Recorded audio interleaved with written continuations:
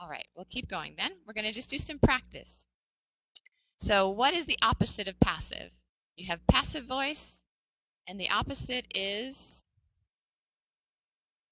active voice. Good. Okay, so active and passive. So what you're going to see here is you're going to see some sentences, and you want to put, so we couldn't open the door.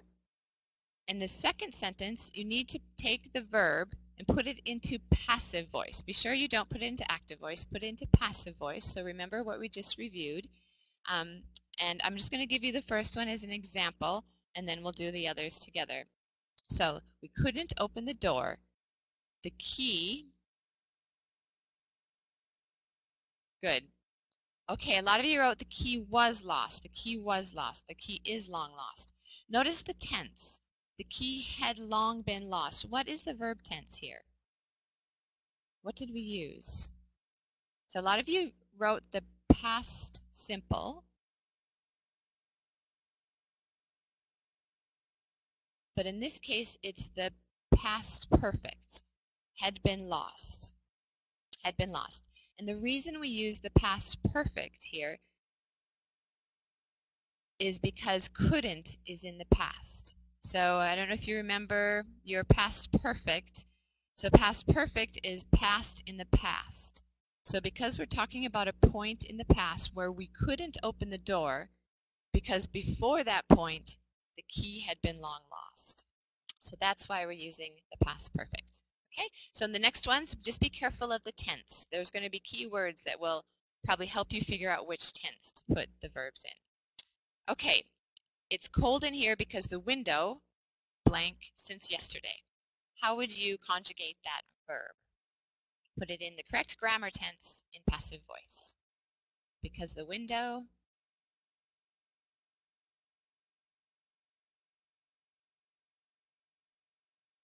haven't been closed.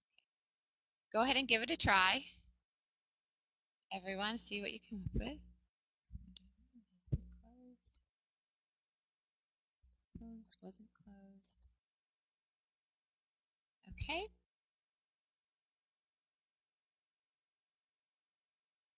I see was and hasn't.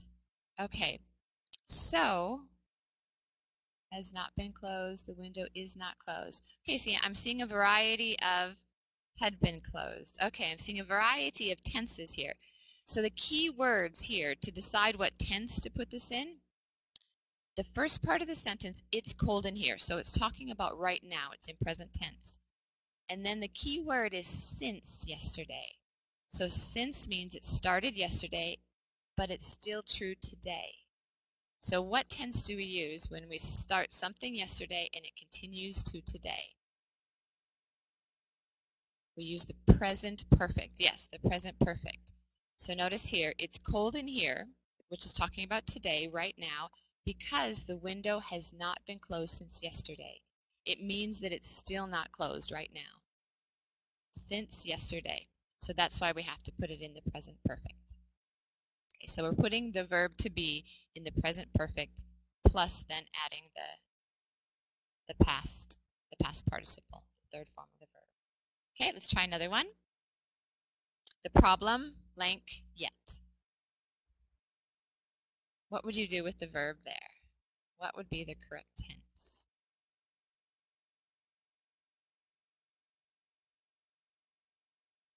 Remember, we want to put it in passive voice. So think of the verb tense and then think of how you can structure that in passive voice.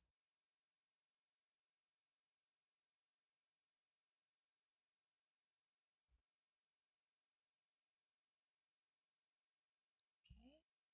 I'm seeing has not been solved, has not solved, has not been solved yet, is not solved, has not been solved. What is the key word that tells you what tense to use? Sergey says yet. Yeah, yet is, Angelica, good. So yet is the key word that tells you that it needs to be in present perfect also. Yeah, when we see the word yet, we use the present perfect. And so you have to, it's a little more complex.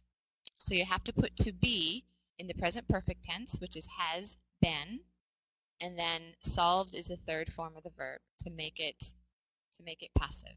If you said the problem has solved yet, that's present perfect, but it's not passive. You need the to be to make it passive. And of course the not, because it was a negative. So the not falls in between has and been. Okay, let's try another one. When I arrived, my car already. Okay, so think about the verb tense. What verb tense is necessary? When I arrived, my car already had already been washed, had been washed, has been washed, had been washed, had been washed, had been washed already. Okay, good. So most of you chose the past perfect. And that would be correct because, again, you're talking past in the past. When I arrived, notice that arrived is in the past. So you have to choose the past perfect. Had already been washed. Good. Okay, let's do another one. Don't worry, the room by the time you get back. The room by the time you get back.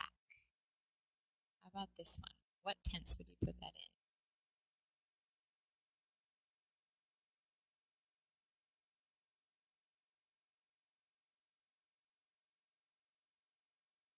Okay, so everyone says will be decorated, will be decorated, will be decorated. Okay, so let me show you what the answer is here. It's will have been decorated, but I'm going to just give you a caveat here. So technically, when you say by the time you get back, so you're talking about a future, and then something that will happen before that, we use the future perfect. The room will have been decorated, so it's past in the future.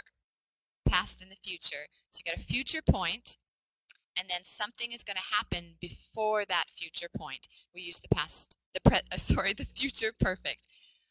But in spoken English, a lot of people don't use this.